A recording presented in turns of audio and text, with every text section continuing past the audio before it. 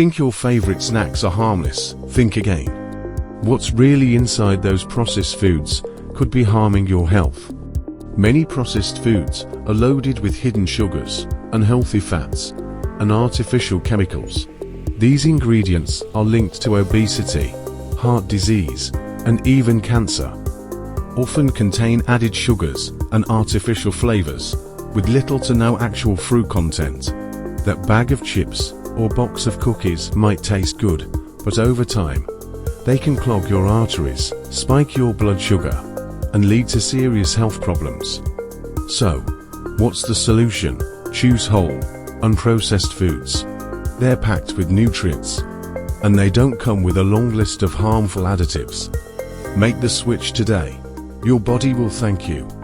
Remember, it's not just about calories. It's about what's inside. Stay healthy, stay informed.